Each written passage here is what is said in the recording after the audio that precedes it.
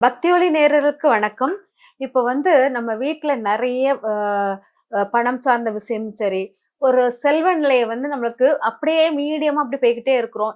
எவ்வளவு வருதோ அதுக்கு தக்கன செலவு, இல்லாட்டா அதிகமா செலவாகுதல், இந்த மாரி இருக்கும். நம்ம இதுக்கு என்ன முறைப்படி வழிபாடு பண்ணாலும் நமக்கு அது சரியான லெவல்ல நம்மள சென்றடைய மாட்டேங்குது. அந்த வழிபாடுகள் இறைவனுக்கு சரியா சென்றடையலங்கிற ஒரு எ ஒரு ஒரு ஆத்தாமை அப்படிங்கிற மாரி ஏற்படும்.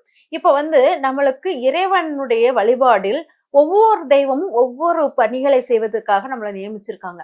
அதேபோல் நம்மளுக்கு செல்வ நிலையை நிர்ணயிக்கக்கூடிய மிகப்பெரிய தெய்வம் யாருன்னா குபேரன் தான்.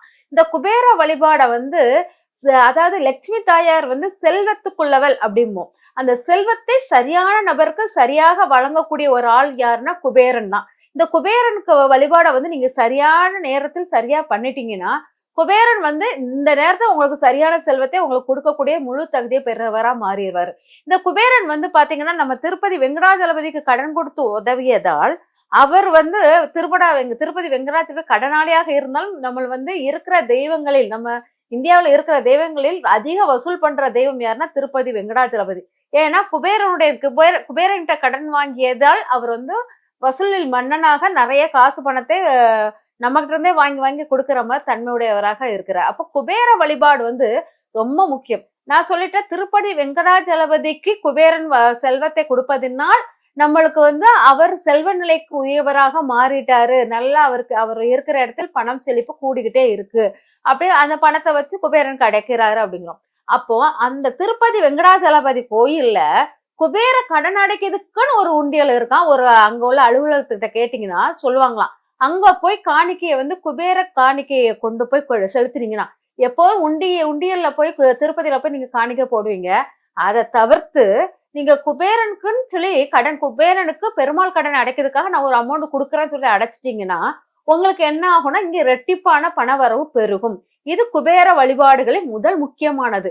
இந்த வழிகளை இது நம்ம திருப்பதிக்கு போகும்போது குபேரனுக்காக ஒரு கணக்கு எடுத்து அதை எடுத்து வச்சு குபேர கடன் அடைக்க அப்படிங்கிறதுக்கு நீங்க கொடுத்தீங்கன்னா, உங்களுக்கு குபேரன் திரும்பவும் பணம் சேர்க்கையை உருவாக்குறதுக்கு, இதை குபேரன் கடன் அடைச்சுக்கிட்டு இருக்க போய்தான் திருப்பதி பெருமாள் நல்லா வளர்ந்துகிட்டு இருக்காரு. நம்மளும் அந்த குபேர கடன் அடைக்கிறதுக்கு கொஞ்சம் அமௌண்ட் கொடுங்களேன், கொடுத்துட்டா நீங்க நல்லா வளர்ச்சி அடைவீங்க. அந்த மாதிரி பண்ணலாம். அப்புறம் குபேரனை நம்ம வீட்டில் வைத்து வழிபாடுதல் ரொம்ப பண சேர்க்கைக்கும் சரி, நம்ம மன அமைதியும் நல்லா இருக்கும் அப்படிங்கலாம். குபேரன் என்னன்னா 8 திக்கு பாலகர்களில் ஒருத்தராக இருப்பார் அப்படின்னு. அதாவது 8 திசைகளுக்கு ஒருத்தர் அப்படிங்கிற இவர் தேவன் அப்படிம்பாங்க. இந்த தேவர்கள் அப்படிங்கிற அம்சத்தினுடையவர் அப்படிங்கிறது. இவர் அரை தேவர் அப்படிங்கிற மாதிரி எடுத்திருக்கோம். இந்த குபேரன் பாத்தீங்கன்னா 8 திக்கு பாலகர்களில் ஒருத்தர் இல்லையா? 8 திக்கு பாலகர்னா அவர் அப்ப எந்த திசைக்குரியவர் அப்படின்னா வடக்கு திசைக்குரியவராக இருப்பார் குபேரன் அப்படிங்கறத நம்ம எடுத்துக்கலாம். இந்த வடக்கு திசைக்குரிய குபேரனை நம்ம எப்படி வழிபாடு பண்ணலாம்னா, வடக்கு திசைக்குள்ள குபேரனை வியாழக்கிழமை வழிபாடு பண்ணுவது மிக சிறப்பாக இருக்கும் அப்படிங்கிறது. அதாவது வியாழக்கிழமையுடன் வழிபாடு பண்ணணும். வியாழக்கிழமையில என்னன்னா லட்சுமி பூஜையுடன் சேர்ந்து குபேர வழிபாடு பண்ணுவது சிறப்பாக இருக்கும். அதனாலதான் இது லட்சுமி குபேரன் அப்படிங்குவோம். இவருக்கு சங்கமி பதிநிதி அப்படிங்கிறது, சங்கநிதி பதிமநிதி அப்படிங்கிறது 2 உண்டு. பாதுகாவலர்களாக இருப்பாங்க. அவங்க அம்சமாக சங்கநிதி பதுமநிதிய சங்காகவும் பதுமநிதியை தாமரை அம்சமாகவும் நம்ம வச்சிருப்போம். அப்போ இந்த தாமரை சங்கு யாருன்னா விஷ்ணு பெருமாள் அம்சத்துக்குரியது. அந்த விஷ்ணு பெருமாள் இருக்கிற இடத்துல லட்சுமி குடியிருக்கிறார். இவங்கதான் அந்த குபேரனுடைய செல்வ நிலையை சரியான அளவு போகுதா வருதாங்கிறதே பாதுகாக்கிறாங்க. அப்போ நம்ம குபேர வழிபாடில் மிக முக்கியமான வழிபாடுல சங்கநிதி பதுமநிதியுடைய சங்கும் தாமரையும் ரொம்ப முக்கியமான பங்காக இருக்கணும் வழிபாடில். அப்புறம் நம்மளுக்கு குபேர எந்திர வழிபாடு உங்களுக்கு தெரியும். குபேர எந்திரம் போட்டு அதுல ஒவ்வொரு குபேர எந்திரத்துக்கும் ஒரு காயின் வச்சு அதுல ஒவ்வொரு பூக்கள், அதாவது குபேரனுக்கு பிடித்த பூ என்ன பூன்னா மல்லிகைப்பூ தான். தாமரை பூ லட்சுமியுடையது. மல்லிகைப்பூ வாசனையில் குபேரன் வசியமாவார் அப்படிம்பாங்க. அதனால மல்லிகைப்பூவை ஒவ்வொரு மல்லிகைப்பூவாக குண்டு மல்லியாக இருந்தா ரொம்ப சிறப்பாக இருக்கும்.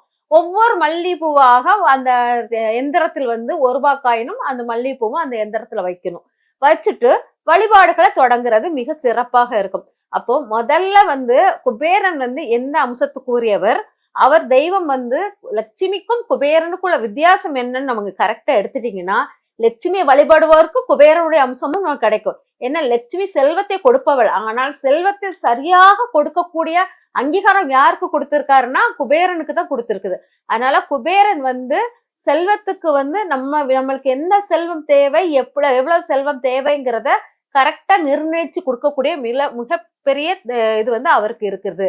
அதனால லட்சுமியுடன் சேர்ந்த குபேரன், அதனாலதான் ஸ்ரீ சங்கு சக்கரமும் அங்க வந்து சங்கு பிளஸ் இது தாமரையும் இருப்பதினால் அங்க லட்சுமி குபேரராக வீற்றிருப்பதாக ஐதீகம். அதனால முதல்ல லட்சுமி பூஜையை வழிபாடு பண்ணிட்டு தான் குபேர பூஜை பண்ணணும். லட்சுமி பூஜை வழிபாடு வந்து ரொம்ப பெரிய கஷ்டம்லாம் கிடையாது.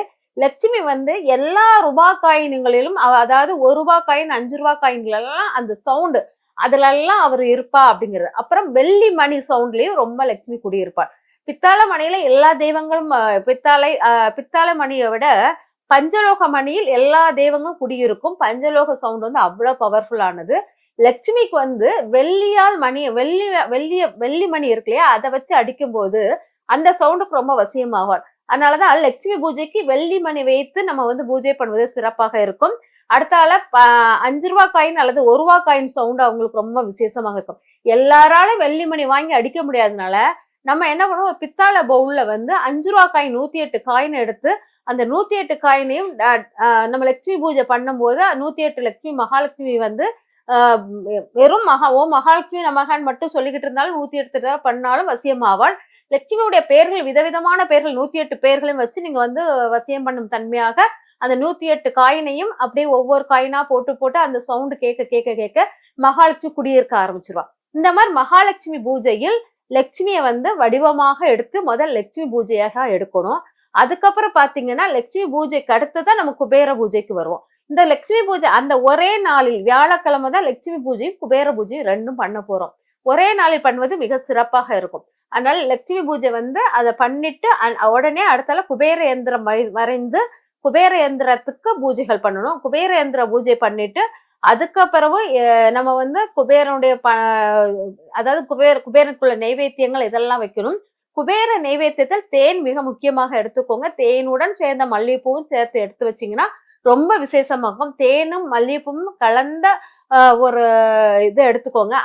அந்த மல்லிகைப்பூவை வந்து ஒரு பித்தளை தாம்பலத்துல வச்சுட்டு பூஜை பண்ணி முடிச்ச பிறகு மறுநாள் காலையில அந்த தேனுடன் கலந்த மல்லிகைப்பூ வந்து எடுத்துட்டு போய் நல்ல எறும்பு புற்று இருக்கும் இடத்தில் வந்து போட்டுட்டு வந்துடணும். இந்த எறும்பு புற்று அந்த தேனும் மல்லிகைப்பூவும் சேர்த்து எடுக்கும்போது உங்களுக்கு இந்த குபேரனால் வரக்கூடிய தோஷங்கள் அனைத்தும் நீங்கிட்டு குபேரனுடைய அருள் முழுமையாக கிடைக்கும் அப்படிங்கிறது மிக முக்கியமானது.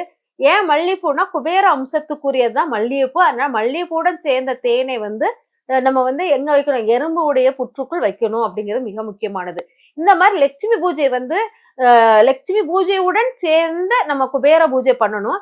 இந்த குபேர பூஜையில வந்து வேற என்னெல்லாம் பண்ணலாம்னா, குபேர பூஜையில் குபேர பானைகள் வைத்து வழிபாடு பண்ணுவாங்க. அந்த குபேர பானைகள் வந்து என்னன்னா 3 பானைகள் வைத்து வழிபாடு பண்ணணும். வடக்கு திசையில் வைத்து கிழக்கு நோக்கி இருக்கிற மாதிரி வைக்கணும். வடக்கு திசையில் கிழக்கு நோக்கி வைக்கிறது என்ன, பானை வந்து கொஞ்சம் பெருசாகும். அதுக்கு அடுத்த அடுக்கு பானை மாதிரி வைக்கணும். பானை கொஞ்சம் பெருசாகும். அதுக்கு அடுத்த பானை வந்து அதை விட கொஞ்சம் சின்னதாகும். அதுக்கு அடுத்த பானை அதை விட கொஞ்சம் சின்னதாகும். அப்படி 3 பானைகளும் வரிசையாக அடுக்கி வைத்த அப்புறம் வாங்கிக்கணும். மண்பானையாக இருப்பது சிறப்பாக இருக்கும். மண்பானையில் அலங்கார நல்ல அலங்கார கோலங்கள் நல்லா கலரா அடிச்சு கோலங்கள் வரைஞ்சுக்கணும். அந்த வரைஞ்சிட்டு அதுல வந்து முதல் பெரிய பானையில அரிசியை போட்டு வைங்க. 2வது பெரிய பானையில் வந்து அதோட கொஞ்சம் சின்ன பானையில் வந்து துவரம்பருப்பை போட்டு வைங்க. அதுக்கப்புறம் உள்ள மேலுள்ள பானையில் உப்பு போட்டு வைங்க. இந்த 3 பானைகளும் அந்த பூஜையில முக்கியமாக இருக்கும். நம்ம வந்து அந்த 3 பானைகளுக்கும் அந்த வாரம் ஃபுல்லா பூஜை பண்ணணும். அடுத்த வாரம் அதாவது அடுத்த வியாழக்கிழமை குபேர பூஜை பண்ணதுக்குள்ள அந்த 3 பானைக்குள்ள நைவேத்தியங்கள் இருக்குல்லையா, அந்த அரிசி பருப்பு உப்பு இதெல்லாம் எடுத்து உங்க சமையலறையில கொட்டி வச்சுக்கோங்க. அரிசியை வைத்து சமைத்து துவரம்பருப்பு சாம்பாரோ இல்லாட்டா துவரம்பருப்பால் ஒரு டால் அதாவது பருப்பு சாதம் மாதிரி எடுத்து அதுல நெய் முக்கியமாக இருக்கணும் பண்ணிட்டு அப்புறம் உப்பு அன்றைய பொழுது அந்த வாரத்துக்குள்ள உப்பை வந்து பயன்பாட்டுல வச்சிடணும். அடுத்த இது புதன்கிழமை அந்த குபேரனுக்குள்ள எல்லா பொருளையும் அந்த பானையில் உள்ள பொருள் எல்லாம் எடுத்துட்டு அந்த பானையை நல்லா கழுவி திரும்படி வியாழக்கிழமைக்கு கோலம் எல்லாம் போட்டு ரெடி பண்ணணும். ரெடி பண்ணிட்டு திரும்படி அதை ஃபில் பண்ணணும். அதாவது வியாழக்கிழமை திரும்பவும் அரிசியை போட்டுக்கோங்க, அப்புறம் துவரம்பருப்பு போடுங்க, அப்புறம் உப்பு போடுங்க, அப்படி வரிசையா அடுக்கி வச்சுக்கோங்க.